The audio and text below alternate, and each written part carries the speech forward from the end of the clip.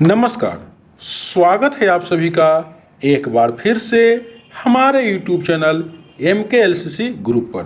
तो जैसा कि आप लोग जान ही रहे हैं कि आज के वीडियो में हम लोग देखने वाले हैं सीटेट 2021 के लिए प्रीवियस ईयर का क्वेश्चन पेपर जो कंप्लीट एनालिसिस के साथ रहेंगे।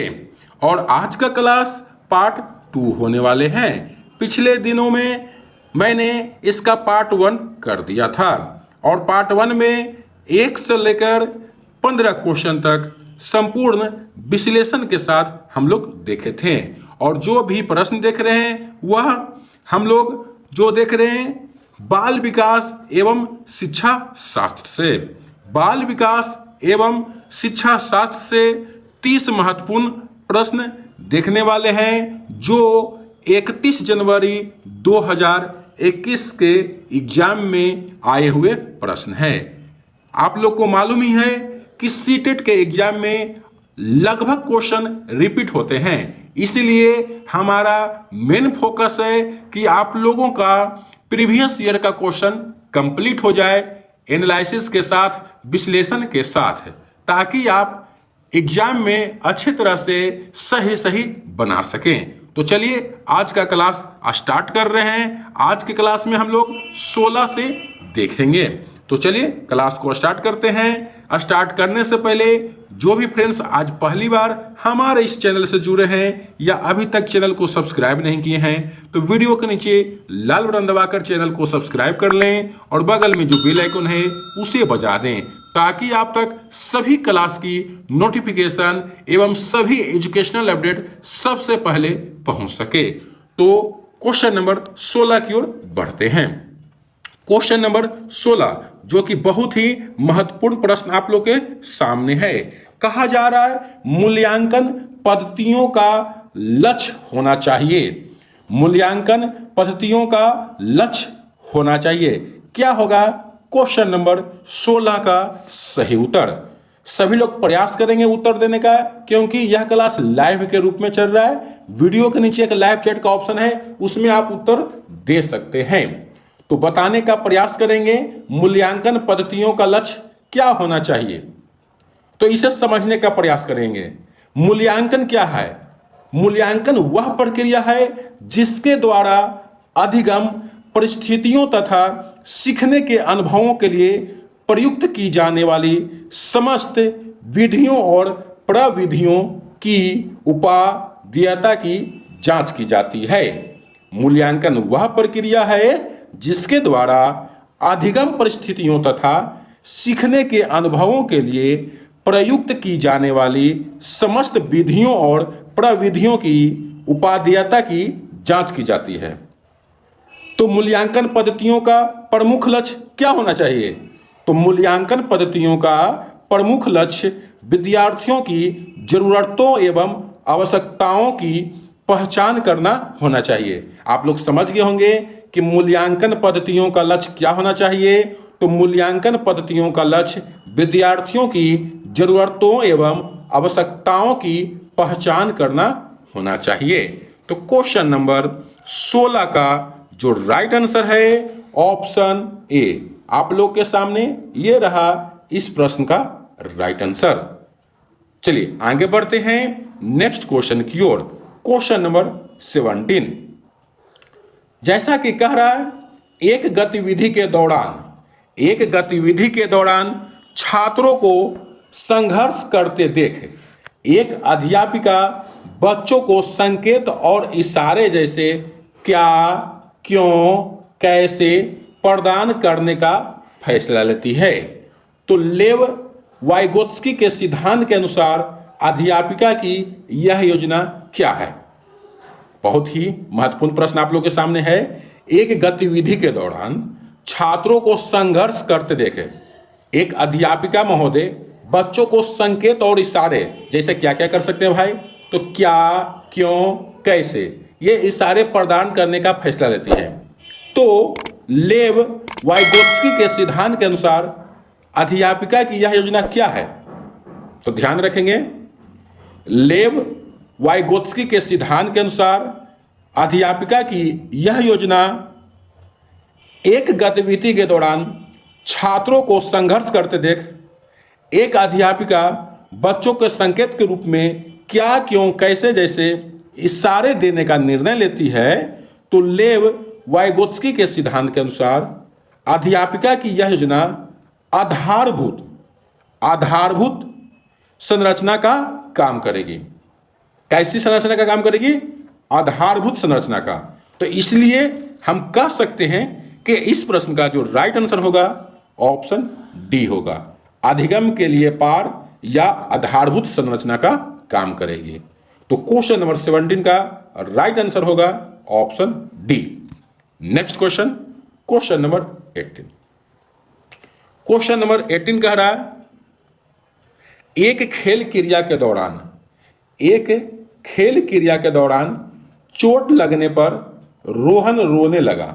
जाहिर सी बात है, रोहन था वह खेल क्रिया कर रहा था, कोई भी खेल खेल रहा था, उसमें उसे चोट लगा और क्या, रोने लगा।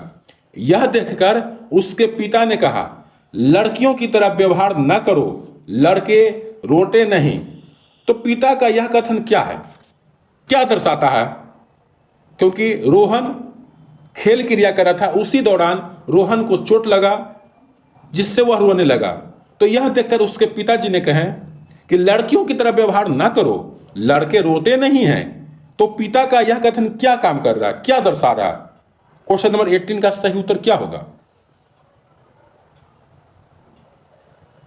तो ध्यान देंगे, लड़कियों की तरह व्यवहार ना करो, लड़के रोते नहीं हैं, यह किसको दर्शाता है? तो लैंगिक रूढ़िवादिताओं को। ध्यान दीजिएगा, उनके पिताजी का यह कथन कि लड़कियों की तरह व्यवहार ना करो, लड़के रोते नहीं, यह कथन लैंगिक रूढ़िवादिताओं को दर्शाता है। सामान्यतः लैंगिक रूढ़िवादिता ही लैंगिक भेदभाव का कारण होता है, इसी से लैंगिक भेदभाव बढ़ते हैं। तो पिताजी का यह कथन क्या दर्शा रहा है?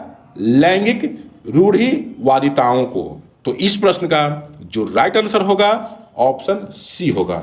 अगर यह क्लास आप लोग को अच्छा लग रहा है तो वीडियो को लाइक करें और दोस्तों पर अधिक से अधिक शेयर करें, ताकि जो भी फ्रेंड्स इस बार सीटेट का एग्जाम दे रहे हैं उन्हें भी इस वीडियो से सहायता मिले और अच्छी तरह से तैयारी कर सकें।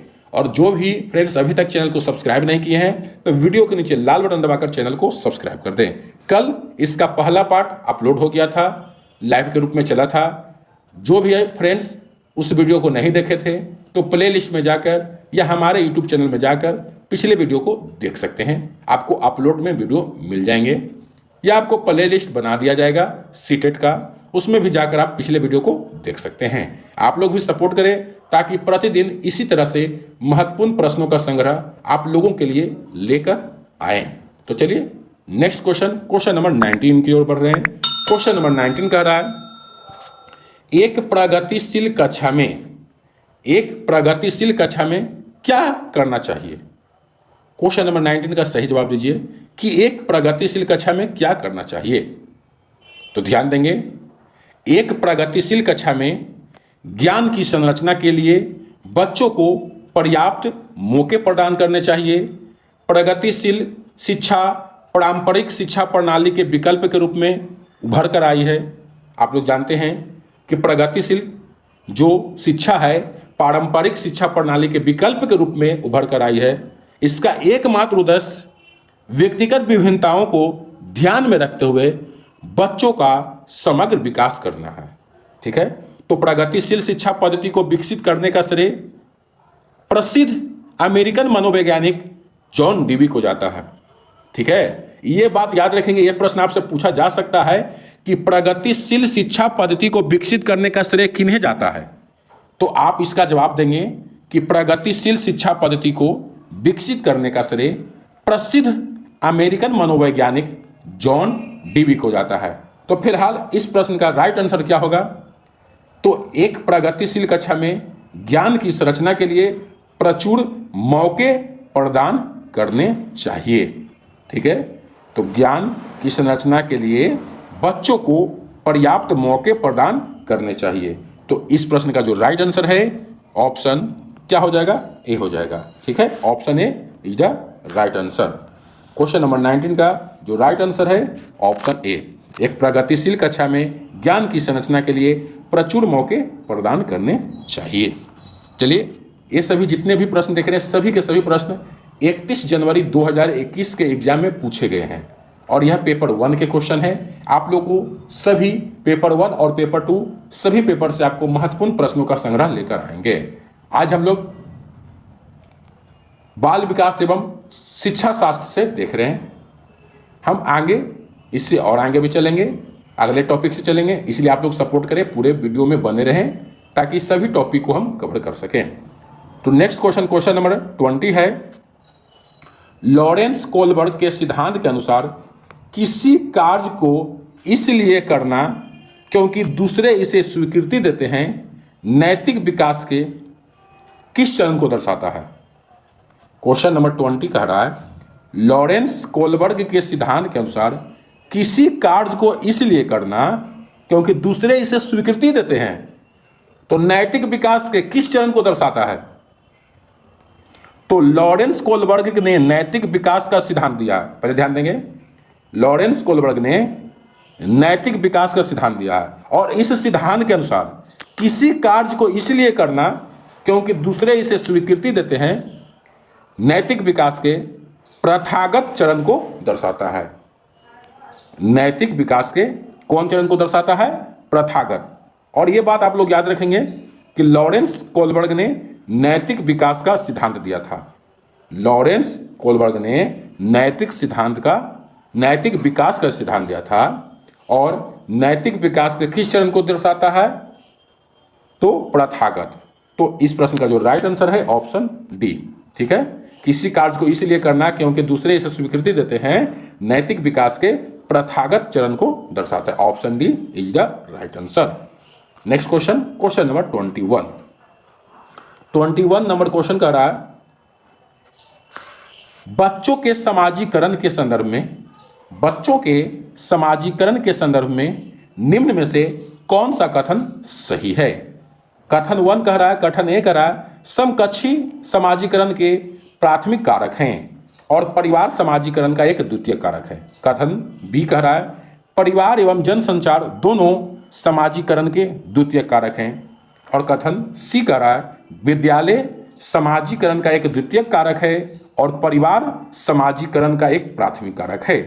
और कथन डी कह रहा है, विद्यालय समाजीकरण का एक प्राथमिक कारक है और समकक्षी समाजीकरण के द्वितीय कारक है।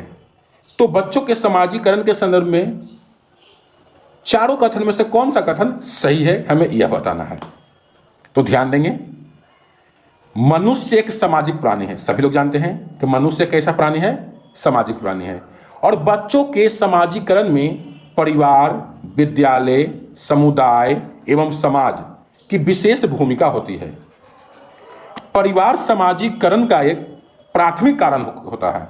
ध्यान देंगे, परिवार समाजीकरण का प्राथमिक कारक होता है क्योंकि किसी बच्चे में समाजीकरण का नींव है जो परिवार से ही डाली जाती है,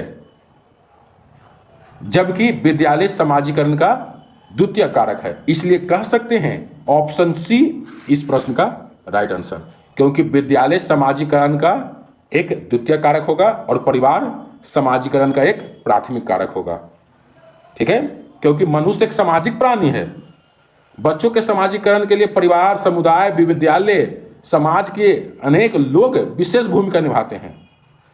इसमें परिवार है जो समाजीकरण का प्राथमिक कारक है, ध्यान रखेंगे। तो क्वेश्चन नंबर 21 का राइट आंसर हो जाएगा ऑप्शन सी। नेक्स्ट क्वेश्चन कह रहा है, बहुबुद्धि का सिद्धांत जोड़ देता है।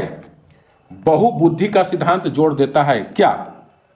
तो सभी लोग ध्यान देंगे, बहुबुद्धि का सिद्धांत बुद्धिमत्ता की विभिन्न दशाओं पर जोर देता है। बहुबुद्धि का सिद्धांत बुद्धिमत्ता की विभिन्न दशाओं पर जोर देता है। बहुबुद्धि का सिद्धांत का जो प्रतिपादन किए थे प्रसिद्ध मनोवैज्ञानिक हॉवर्ड गार्डनर ने किए थे। सब लोग ध्यान देंगे, बहुबुद्धि सिद्धांत का प्रतिपादन प्रसिद्ध मनोवैज्ञानिक हॉवर्ड गार्डनर ने वर्ष 1983 में प्रस्तुत किए थे और इस सिद्धांत के अनुसार बुद्धि का स्वरूप एकाकी न होकर बहुकारकीय होता है तथा प्रत्येक बुद्धि एक दूसरे से क्या होते हैं, स्वतंत्र होते हैं। और गार्डनर महोदय ने 9 प्रकार की बुद्धि का वर्णन किया है, जो भाषाई बुद्धि है, तार्किक गणितीय बुद्धि है, स्थानिक बुद्धिक है, शारीरिक गतिक बुद्धिक है, सांगीतिक बुद्धि है, अंतः पारस्परिक बुद्धि है, अंतः व्यक्तिगत बुद्धि है, नैसर्गिक बुद्धि है एवं अस्तित्ववादी बुद्धि है। ये 9 प्रकार के बुद्धि का वर्णन किया है गार्डनर महोदय ने।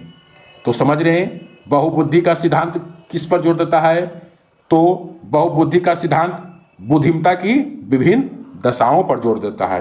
तो क्वेश्चन नंबर 22 का जो राइट आंसर है ऑप्शन ए है। Next question number 23।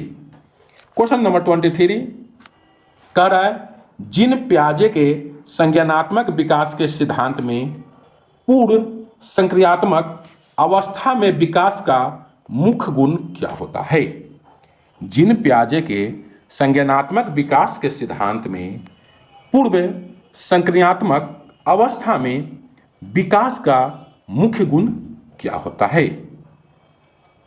तो स्विट्जरलैंड के प्रसिद्ध मनोवैज्ञानिक जीन पियाजे महोदय कहाँ के थे, तो स्विट्जरलैंड के प्रसिद्ध मनोवैज्ञानिक थे। जीन पियाजे ने संज्ञानात्मक विकास की 4 अवस्थाओं का वर्णन किया है। संज्ञानात्मक विकास की 4 अवस्थाओं का वर्णन किया है कौन, स्विट्जरलैंड के प्रसिद्ध मनोवैज्ञानिक जीन पियाजे। और 4 अवस्था क्या क्या है, इंद्रिय जनित गामक अवस्था जो जन्म से 2 वर्ष तक होते हैं। दूसरा है पूर्व संक्रियात्मक अवस्था जो 2 वर्ष से 7 वर्ष तक होती है। तीसरा है मूर्त संक्रियात्मक अवस्था जो 7 वर्ष से 11 वर्ष तक होता है। और चौथा नंबर है औपचारिक संक्रियात्मक अवस्था जो 11 वर्ष से अधिक होता है। तो जीन पियाजे के अनुसार पूर्व संक्रियात्मक अवस्था में विकास का मुख्य गुण सोच में केंद्रीकरण, प्रत्याक्षात्मक तार्किक कल्पनात्मक खेल, अनौपचारिक तार्किकता एवं अहंग केंद्रितता आदि है।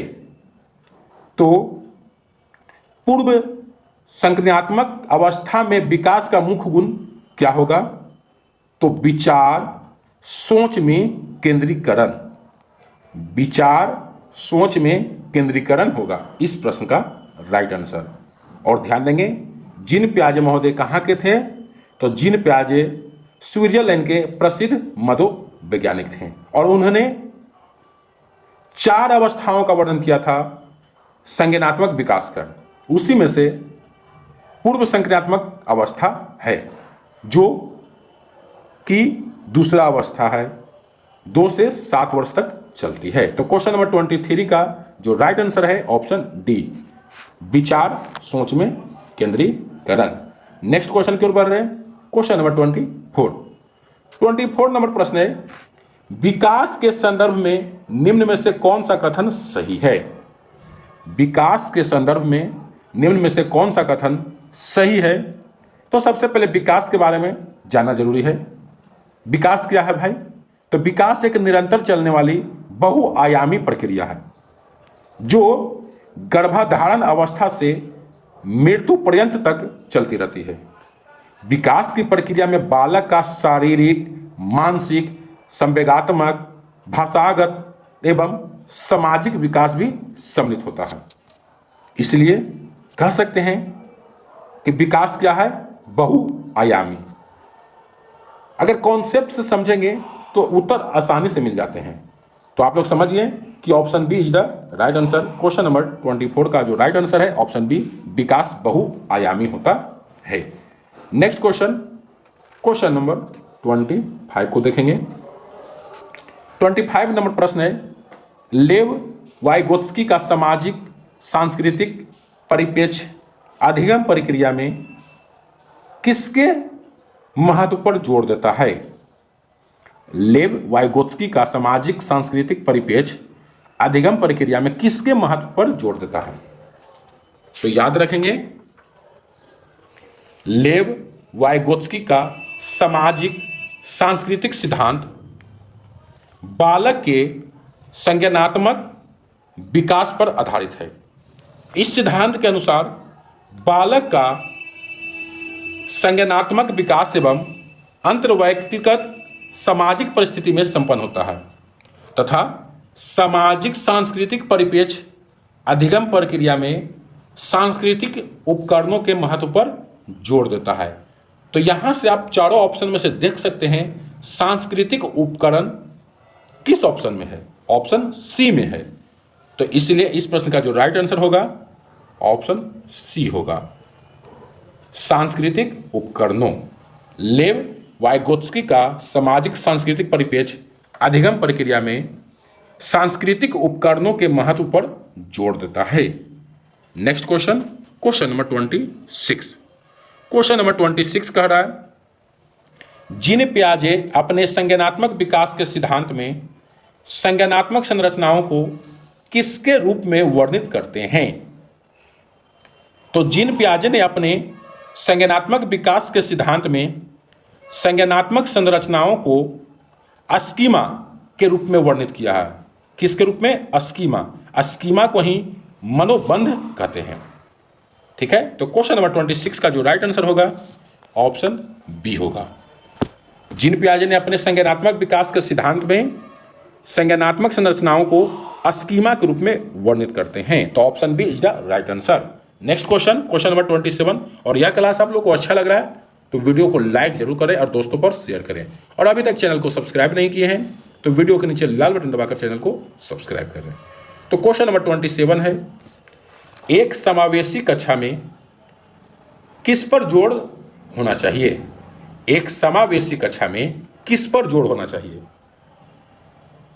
तो सबसे पहले समावेशी शिक्षा है, इससे क्या आशय होता है। तो समावेशी शिक्षा से आशय समाज के सभी वर्गों जैसे निर्धन, वंचित, पिछड़े, अनुसूचित जाति, अनुसूचित जनजाति सभी के बच्चों को शिक्षा की मुख्य धारा से जोड़ना होता है। समावेशी शिक्षा का आशय समाज के सभी वर्गों को, चाहे निर्धन हो, वंचित हो, पिछड़े हो, अति पिछड़े हो, अनुसूचित जाति हो, अनुसूचित जनजाति हो, सभी के बच्चों को शिक्षा के मुख्य धारा में जोड़ना होता है। उन्हें शिक्षा के समान अवसर उपलब्ध कराना होता है। अतः समावेशी कक्षा में प्रत्येक बच्चों के सामर्थ्य को अधिकतम करने के लिए पर्याप्त अवसर प्रदान करने चाहिए। तो इसलिए कह सकते हैं कि क्वेश्चन नंबर 27 का जो राइट आंसर होगा ऑप्शन बी होगा, हर बच्चे के सामर्थ्य को अधिकतम करने के लिए अवसर प्रदान करने। तो एक समावेशी कक्षा में हर बच्चे के सामर्थ्य को अधिकतम करने के लिए अवसर प्रदान करने पर जोर होना चाहिए। Next question, question number 28। दिव्यांगजन अधिकार अधिनियम 2016 के अनुसार निम्न में से किस शब्दावली का प्रयोग उपयुक्त है। दिव्यांगजन अधिकार अधिनियम 2016 के अनुसार निम्न में से किस शब्दावली का उपयुक्त है। तो याद रखेंगे दिव्यांगजन अधिकार अधिनियम 2016 के अनुसार दिव्यांग छात्र हेतु छात्र जिसे शारीरिक दिव्यांगता है शब्दावली का प्रयोग किया गया है। छात्र जिसे शारीरिक दिव्यांगता है उसके लिए उपयुक्त है। ठीक है, तो छात्र जिसे शारीरिक दिव्यांगता है उनके लिए शब्दावली का प्रयोग किया गया है। तो क्वेश्चन नंबर जो 28 है उसका राइट आंसर होगा ऑप्शन ए। दिव्यांगजन अधिकार अधिनियम 2016 के अनुसार निम्न में से किस शब्दावली का उपयुक्त है। तो छात्र जिसे शारीरिक दिव्यांगता है इस शब्दावली का प्रयोग किया गया है दिव्यांगजन अधिकार अधिनियम 2016। तो इस प्रश्न का जो राइट आंसर है option A. Next question, question number 29। जन्म से किशोरावस्था तक बच्चों में विकास किस क्रम में होता है। जन्म से किशोरावस्था तक बच्चों में विकास किस क्रम में होता है। तो याद रखेंगे जन्म से किशोरावस्था तक बच्चों में विकास सांवेदिक, मूर्त और अमूर्त के क्रम में होता है। तो इसलिए कह सकते हैं कि क्वेश्चन नंबर 29 का जो राइट आंसर है ऑप्शन सी, क्योंकि जन्म से किशोरावस्था तक बच्चों में विकास सांवेदिक, मूर्त और अमूर्त के क्रम में होता है। तो ऑप्शन सी इस प्रश्न का है राइट आंसर, सांवेदिक, मूर्त और अमूर्त। और आज के क्लास का लास्ट क्वेश्चन, क्वेश्चन नंबर 30, बहुत ही महत्वपूर्ण प्रश्न है और सभी के सभी प्रश्न 31 जनवरी 2021 के एग्जाम में पूछे गए हैं। हम लोग प्रीवियस ईयर के क्वेश्चन को डिस्कशन कर रहे हैं। इससे आप लोग को एग्जाम में बहुत ही सहायता मिलेगी, बहुत ही मदद मिलेगी। आप लोग सपोर्ट करें ताकि सभी टॉपिक से प्रतिदिन लेकर आए। तो नेक्स्ट क्वेश्चन कर रहा है, एक प्रगतिशील कक्षा में व्यक्तिगत विभिन्नताओं को किस प्रकार देखा जाना चाहिए। एक प्रगतिशील कक्षा में व्यक्तिगत विभिन्नताओं को किस प्रकार देखा जाना चाहिए। तो एक प्रगतिशील कक्षा में बच्चों की व्यक्तिगत विभिन्नताओं को अध्यापन अधिगम प्रक्रिया की परियोजना के लिए महत्वपूर्ण रूप में देखा जाना चाहिए। अध्यापन अधिगम प्रक्रिया की परियोजना के लिए ध्यान देंगे, एक प्रगतिशील कक्षा में व्यक्तिगत विभिन्नताओं को किस प्रकार देखा जाना चाहिए। तो अध्यापन अधिगम प्रक्रिया की परियोजना के लिए महत्वपूर्ण रूप से देखा जाना चाहिए। तो इस प्रश्न का जो राइट आंसर है ऑप्शन बी है। तो आप लोगों को यह क्लास कैसा लगा कमेंट बॉक्स में जरूर बताएं, ताकि आपके कमेंट के अनुसार ही हम अगले क्लास को लाने का प्रयास करें। अगर कोई त्रुटि है क्लास में, कोई कमी है, तो उसे हम पूरा करने का प्रयास करें। तो आज हम लोग 31 जनवरी 2021 का जो एग्जाम हुआ था पेपर 1 का, उसमें के हम लोग बाल विकास एवं शिक्षा शास्त्र से महत्वपूर्ण 30 प्रश्न को देख लिए। इसी तरह से सपोर्ट करें ताकि हम सभी चैप्टर बाल विकास एवं शिक्षा शास्त्र में जितने भी चैप्टर हैं, लगभग 22 चैप्टर हैं, सभी चैप्टर से महत्वपूर्ण जितने भी प्रश्न बनेंगे सभी को बारी बारी से आप लोग के सामने प्रस्तुत करने का प्रयास करेंगे। इसलिए आप लोग शेयर ज़्यादा से ज़्यादा करें, और जो भी फ्रेंड्स आज पहली बार जुड़े हैं हमारे इस यूट्यूब चैनल से, तो वीडियो के नीचे लाल बटन दबाकर चैनल को जरूर सब्सक्राइब करें और जो घंटी है उसे बजा दें ताकि सभी क्लास की नोटिफिकेशन आप तक पहुंच सके। तो आज के लिए इतना ही, फिर मिलेंगे अगले वीडियो में। तब तक के लिए धन्यवाद। जय हिंद।